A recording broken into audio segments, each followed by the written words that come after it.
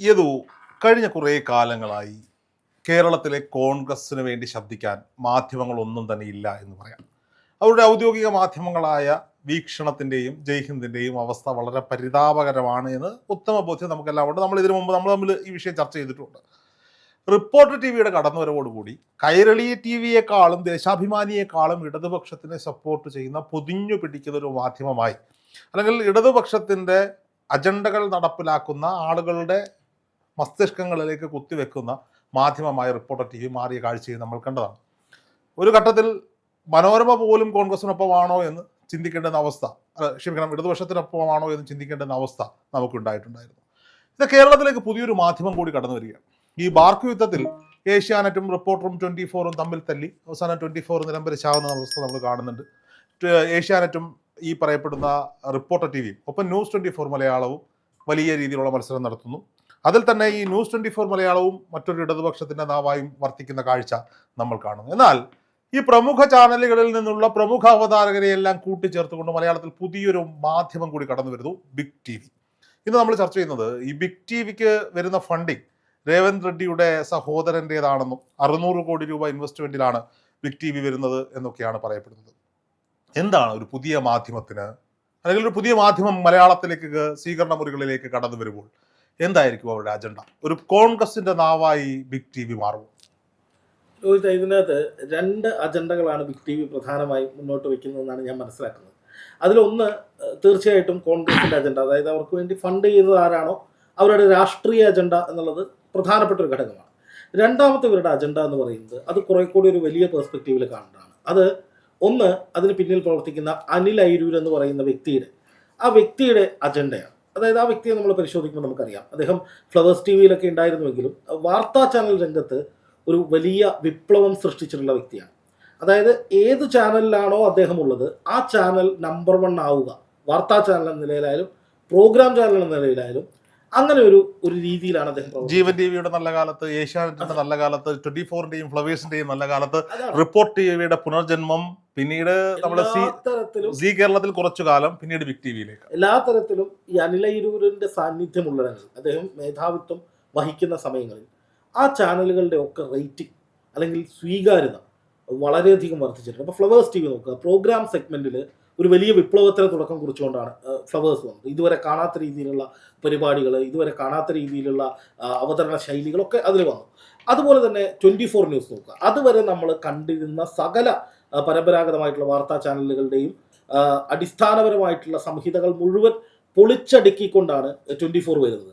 അതിൻ്റെ ലേഔട്ട് ആയാലും അതിൻ്റെ പ്രോഗ്രാമിൻ്റെ സ്ട്രക്ചർ ആയാലും അവരുപയോഗിക്കുന്ന ഭാഷയായാലും ഒക്കെ, അതായത് എത്രയും കാലം പരുഷമായ ഭാഷയിൽ കടുകട്ടി ഭാഷാപ്രയോഗങ്ങൾ നടത്തി ഈ പറയുന്ന അവതാരകരായാലും ഈ ഗസ്റ്റുകളായി വരുന്ന ആളുകളെ കീറി മുറിച്ച് വല്ലാത്തൊരു അഗ്രസീവ് സ്റ്റൈലിൽ പോയിരുന്ന ദൃശ്യമാധ്യമ സംസ്കാരത്തിന് കുറെ കൂടി എൻ്റർടൈൻമെൻറ്റോടുകൂടി, അതായത് എല്ലാത്തരം ആളുകൾക്കും കാണാൻ കഴിയുന്ന, കുട്ടികൾക്കായാലും വീട്ടമ്മമാർക്കായാലും ഒക്കെ വളരെ എളുപ്പത്തിൽ മനസ്സിലാകുന്ന രീതിയിലേക്ക് ലഘൂകരിച്ച് വാർത്താവതരണ രീതി കൊണ്ടുവന്നു. ക്രൂര കൊലപാതകം റിപ്പോർട്ട് ചെയ്യുമ്പോൾ പോലും അവതാരകൻ തമാശ പൊട്ടിക്കുമായിരുന്നു. ആ രീതിയിലേക്കുള്ള ഒരു അവതരണ ശൈലി. പക്ഷെ അത് വലിയ മാറ്റം കേരളത്തിലെ മുഴുവൻ വൈകാരികമായ ഒരു അടുപ്പ് 24-നോട് മലയാളികൾക്ക് ഉണ്ടാക്കി. 24-നോട് തോന്നി, വാർത്താ അവതാരകരോട് തോന്നി. ഇപ്പം ശരിക്കും 24-ന്റെ മോർണിംഗ് ബാൻഡ് എന്ന് പറയുന്ന 6 മണിക്ക് അല്ലെങ്കിൽ 7 മണിക്ക് ശ്രീകണ്ഠൻ നായർ വരുന്ന ആ ഒരു ഷോയുടെ ചുവട് പിടിച്ച് മറ്റെല്ലാ ചാനലുകളും, അത്രയും കാലം ഒരു ചാനലിന്റെ മോർണിംഗ് ബാൻഡ് എന്ന് പറയുന്ന അത്ര ശ്രദ്ധിക്കുമായിരുന്നു.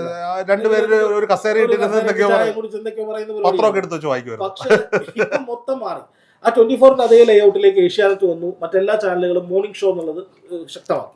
മാത്രമല്ല എല്ലാ ചാനലുകളുടെയും കെട്ടിലും മട്ടിലും ഒക്കെ മാറ്റങ്ങൾ വന്നു. അവർ 24-നെ ഫോളോ ചെയ്യാൻ തുടങ്ങി. അതാണ് അനിൽ അയിരൂരിന്റെ ഒരു തന്ത്രം, അല്ലെങ്കിൽ അദ്ദേഹത്തിന്റെ ഒരു സ്ട്രാറ്റജി എന്ന് പറയുന്നത്. അത് അനിൽ അയിരൂരിന്റെ തന്ത്രമാണെന്ന് പറയേണ്ടി വരുന്നത് ഒരുപക്ഷെ ശ്രീകണ്ഠൻ നായരുടെ തന്ത്രമാണെന്ന് പറഞ്ഞുകൊണ്ടിരുന്നിടത്തുനിന്ന് പിന്നീട് അനിൽ അയിരൂർ റിപ്പോർട്ടർ ടിവിയിലേക്ക് പോയപ്പോൾ എവിടെയും ഇല്ലാതിരുന്ന റിപ്പോർട്ടറിനെ ഒറ്റയടിക്ക് മുകളിലേക്ക് കൊണ്ടുവന്ന് അതിൽ എല്ലാവരും സ്വീകരിക്കുന്ന ഒരു ചാനലാക്കിയിട്ട് മാറ്റി എന്നുള്ളതാണ്. അതിനുശേഷം റിപ്പോർട്ടറിൽ ഒരുപാട് മാറ്റങ്ങൾ വന്നിട്ടുണ്ട്, അവരുടെ രാഷ്ട്രീയ അജണ്ടയൊക്കെ മാറിയിട്ടുണ്ട്.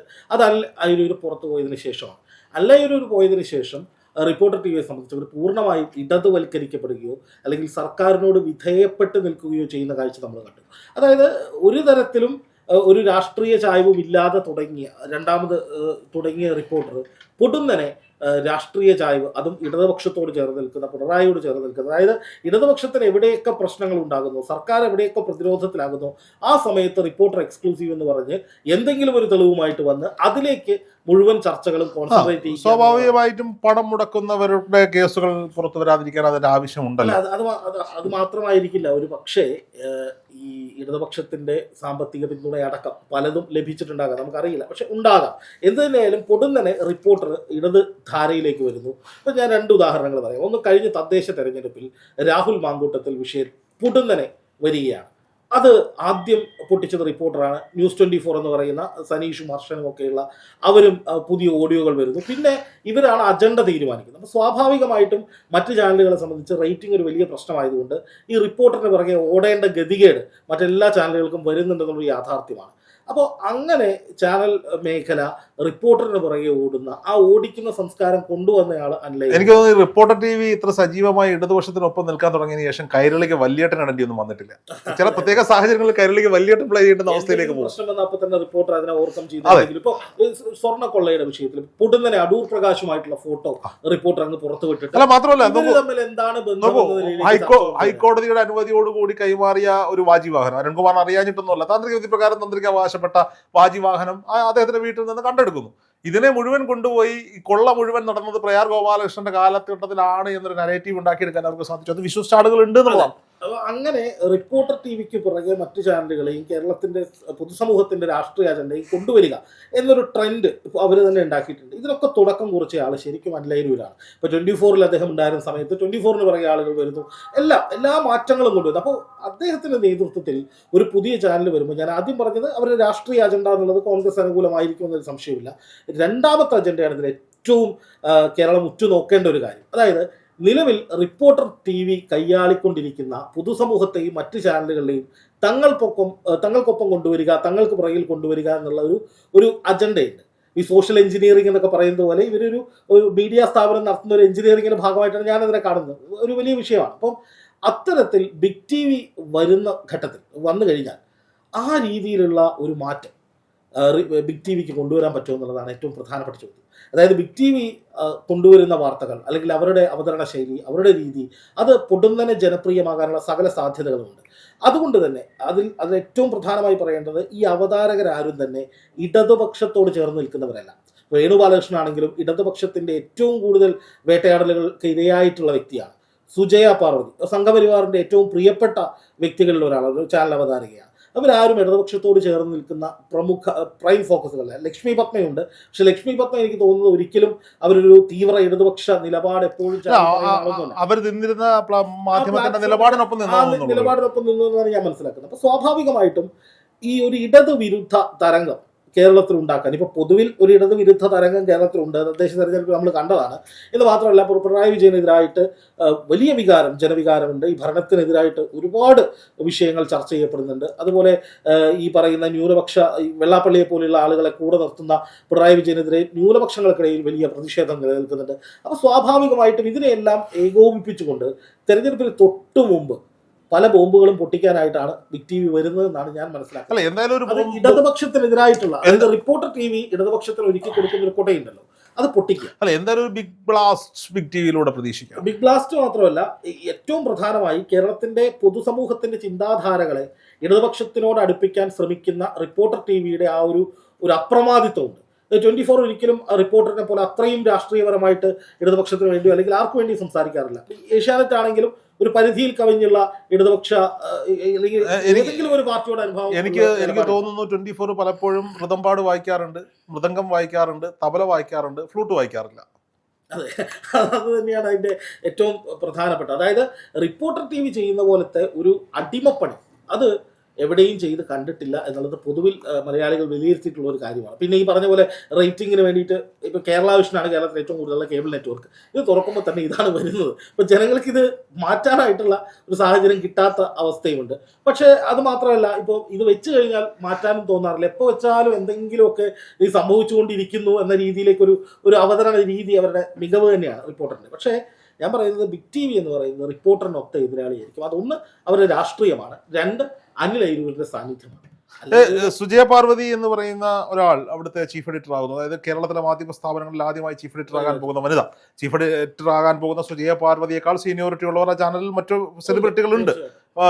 സുജയ പാർവതി കളം നിറഞ്ഞാടുമോ SKN അരുൺകുമാറിനെ പോലെ 24 മണിക്കൂറിലും ഫ്രെയിമിൽ ഉണ്ടാകുന്ന സ്ത്രീ സാന്നിധ്യമായി മാറാൻ സാധിക്കുമോ? അല്ല, തീർച്ചയായിട്ടും അതിനുള്ള സാധ്യതകൾ ഏറെയാണ്. കാരണം സുജയ പാർവതി അനിൽ അയിരൂരിനോടൊപ്പമാണ് റിപ്പോർട്ടറിലേക്ക് വരുന്നത് 24-ൽ നിന്ന്. ഒരു കോക്കസ് അവിടെ ഉണ്ടായിരുന്നു. അനിൽ അയിരൂർ ഉള്ളപ്പോൾ തന്നെയാണ് 24-ലേക്കും വരുന്നത്. അതെ, തീർച്ചയായിട്ടും. അപ്പൊ ഒരു കോക്കസ് ഉണ്ട് അവിടെ, അല്ലെങ്കിൽ ഒരു ചേർന്ന് നിൽക്കുന്ന കുറച്ച് ആളുകൾ എപ്പോഴും ഒരു ചാനലിൽ ഉണ്ടാവും. അപ്പൊ സ്വാഭാവികമായിട്ടും ഈ ബിഗ് TV വരുമ്പോൾ ഇവരുടെ പ്രഥമ വെല്ലുവിളി എന്ന് പറയുന്നത്, സുജയെ സംബന്ധിച്ച് അവർ സംഘപരിവാർ രാഷ്ട്രീയത്തിന്റെ വക്താവാണ് എന്ന് എനിക്ക് തോന്നി തുടങ്ങിയത് അവർ റിപ്പോർട്ടറിൽ വന്നതിന് ശേഷമാണ്. 24-ലുള്ള സമയത്ത് ഒരിക്കലും അങ്ങനെ പച്ചയായ സംഘപരിവാർ രാഷ്ട്രീയമൊന്നും അവർ പറഞ്ഞിരുന്നില്ല. സോഷ്യൽ മീഡിയയിലാണെങ്കിലും അത്രയും എനിക്ക് തോന്നിയിട്ടുള്ള ഒരു കാര്യം, ഒരു പക്ഷേ സുജയ പാർവതിയെ റിപ്പോർട്ടർ TV അവരുടെ മാർക്കറ്റിംഗ് സ്ട്രാറ്റജിയുടെ ഭാഗമായി ഒരു സംഖ്യയാക്കി അവതരിപ്പിച്ചതാണോ എന്ന ബലമായ സംശയം. 24-ൽ നിന്നുള്ള രാജി പോലും അതിനുള്ള സ്ക്രിപ്റ്റഡ് വർക്കായിരുന്നു. അതിനുശേഷം BMS-ന്റെ നേതൃത്വത്തിൽ സുജയ പാർവതിക്ക് വേണ്ടി കേരളത്തിൽ സമരങ്ങൾ നടന്നു, പ്രതിഷേധങ്ങൾ നടന്നു. 24-ൽ നിന്ന് സംഘപരിവാർ അനുകൂല നിലപാടെടുത്തതിന്റെ പേരിൽ പുറത്താക്കപ്പെട്ട സംഘ ഇര എന്ന നിലയിൽ സുജയെ വാഴ്ത്തിക്കൊണ്ടാണ് അവരെ നേരെ റിപ്പോർട്ടറിലേക്ക് പ്ലേസ് ചെയ്യുന്നത്. അപ്പോൾ സ്വാഭാവികമായിട്ടും ഒരു വശത്ത് CPM-ന് വേണ്ടി അരുൺകുമാറിനെ പോലുള്ളവർ നിൽക്കുന്നു, മറുവശത്ത് BJP-യുടെ ഭാഗം പറയാനായിട്ട് സുജയ് നിൽക്കുന്നു. അപ്പം അത്രയും വലിയൊരു ഓഡിയൻസ് അവിടെ ഗ്രാബ് ചെയ്യപ്പെടുകയാണ്. അതായത് കോൺഗ്രസ് വിരുദ്ധ ഓഡിയൻസ് മുഴുവനായി തങ്ങളിലേക്ക് വരുന്നു എന്നൊരു സ്ട്രാറ്റജിയാണ് അവർ നോക്കിയിരുന്നത്. അപ്പോൾ ഇവിടെ സുജയെ സംബന്ധിച്ച് ഞാൻ മനസ്സിലാക്കുന്ന, അവർ സംഘപരിവാർ രാഷ്ട്രീയം എപ്പോഴും പറഞ്ഞുകൊണ്ട് നടക്കുന്ന ഒരാളായി ഞാൻ അവരെ കണ്ടിട്ടില്ല. അവർ ഏഷ്യാനെറ്റിലുണ്ടായിരുന്നു, അതിനുശേഷം റിപ്പോർട്ടറിലുണ്ടായിരുന്നു, റിപ്പോർട്ടർ ചാനലിൻ്റെ തുടക്കത്തിലുണ്ടായിരുന്നു. ഞങ്ങളുടെ സമയത്ത് ഞാൻ റിപ്പോർട്ടറിൽ ജോലി ചെയ്യുന്ന സമയത്ത് അവിടെ ഉണ്ടായിരുന്നു. അപ്പോഴൊന്നും ഒരിക്കലും ഒരു പച്ചയായ സംഘപരിവാർ രാഷ്ട്രീയത്തിന് വേണ്ടി എഡിറ്റോറിയൽ മീറ്റിങ്ങുകളിലും സംസാരിക്കുന്ന ഒരാളൊന്നും അല്ല അവർ. എനിക്ക് തോന്നിയിട്ടുള്ള ഏറ്റവും പ്രധാനപ്പെട്ട കാര്യം, അവരെ മാർക്കറ്റിങ്ങിൻ്റെ ഭാഗമായിട്ട് ഒരു സംഘിണിയാക്കി അവതരിപ്പിച്ചതാണെന്നാണ്. ഇനിയിപ്പോൾ അവർ സംഘപരിവാർ നിലപാടുള്ള ആളാണെങ്കിൽ പോലും വാർത്തകളിൽ അത് പ്രകടമാക്കാതിരിക്കുന്ന ഒരു സാഹചര്യം ഉണ്ടാവുകയും വാർത്തയെ വാർത്തയായി കാണുന്ന ഒരു കൃത്യമായ എഡിറ്റോറിയൽ പോളിസി നിർവഹിക്കുന്ന ഒരു മാധ്യമ പ്രവർത്തക അല്ലെങ്കിൽ ഒരു ചീഫ് എഡിറ്ററായി അവരൊരു റീബ്രാൻഡ് ചെയ്ത് വരികയും ചെയ്തു കഴിഞ്ഞാൽ വലിയ സ്വീകാര്യത സുജയ്ക്ക് ഉണ്ടാകും. കാരണം സുജയ എന്ന് പറഞ്ഞാൽ ഒരു ഫയർ ബ്രാൻഡാണ്. അവരുടെ വാചക കസർട്ടുകളായാലും അല്ലെങ്കിൽ അവർ പറയുന്ന രീതികളായാലും ഒരു വിഷയത്തെ വൈകാരികമായി സമീപിക്കുന്ന കാര്യങ്ങളായാലും ഒക്കെ അവർ കൃത്യമായിട്ട് എന്താണോ അവർ പറയാൻ ഉദ്ദേശിക്കുന്നത് അത് വളരെ ഷാർപ്പായി വളരെ ബോൾഡായി അവതരിപ്പിക്കുന്ന ഒരാളാണ് സുജയ.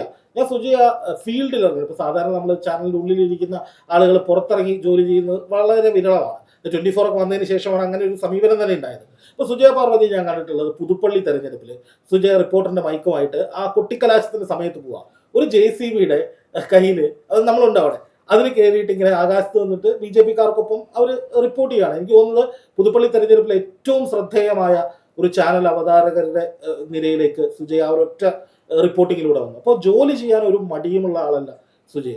24 മണിക്കൂർ എന്ന പോലെ ഏത് വിഷയം വന്നാലും അതിൻ്റെ എൻഡ് ടു എൻഡ് ഫ്രെയിമിൽ നിൽക്കാനും അത്യാവശ്യം നന്നായിട്ട് കോർഡിനേറ്റ് ചെയ്യാനും നന്നായി പ്രേക്ഷകരെ പിടിച്ചിരുത്താനുമുള്ള ശേഷി സുജയ്ക്കുണ്ട്. അപ്പോൾ അതുകൊണ്ട് തന്നെ സുജയ പാർവതി ബിഗ് TV-യിലെ ചീഫ് എഡിറ്ററായിട്ട് വരുമ്പോൾ അതൊരു വലിയ മാറ്റം കേരളത്തിൽ ഈ പറയുന്ന ചാനൽ മേഖലകളിലുണ്ട്. ഇപ്പോൾ രോഹിത് നേരത്തെ ചോദിച്ചു, ഇപ്പോൾ ഈ സുജയേക്കാളും സീനിയോറിറ്റിയുള്ള ഒരുപാട് പേര് അവിടെ ഉണ്ടെന്ന്. അപ്പോൾ സുജയേക്കാൾ സീനിയോറിറ്റി കുറഞ്ഞവരുടെ കീഴിലും സുജയ വർക്ക് ചെയ്തിട്ടുണ്ട്. ഒരു ചാനൽ ഒരു വനിതയെ ഇപ്പോൾ ഈ പറയുന്ന ഈ പല ചാനലുകളിലും സ്ത്രീ പക്ഷ നിലപാട് എന്നൊക്കെ പറയുന്ന പല കാര്യങ്ങളും അത് വെറും പൊള്ളയാണെന്ന് നമുക്കറിയാം, അതല്ലെങ്കിൽ രാഷ്ട്രീയ പ്രേരിതമാണെന്ന് നമുക്കറിയാം. പക്ഷെ അവിടെ ഒരു സ്ഥാപനത്തിൻ്റെ നിലപാട് സ്ത്രീകൾക്കൊപ്പമാണ്, അല്ലെങ്കിൽ ഒരു വനിതയെ തന്നെ ചീഫ് എഡിറ്ററാക്കി വെക്കുന്നു എന്ന് പറയുമ്പോൾ അതൊരു വലിയ മാറ്റം തന്നെയാണ്. അപ്പോൾ സുജയ പാർവതി കൃത്യമായ എഡിറ്റോറിയൽ പോളിസി നിർവഹിച്ചു. അല്ല, ഉറപ്പായിട്ടും ഈ 24-ന്റെ ചീഫ് എഡിറ്റർ ആയിരിക്കുന്ന ശ്രീകണ്ഠൻ നായർ അവതാരകനാണ്, മാധ്യമപ്രവർത്തകനായിരുന്നില്ലല്ലോ. ഐ മീൻ വാർത്താ മാധ്യമ പ്രവർത്തകനായിരുന്നില്ല.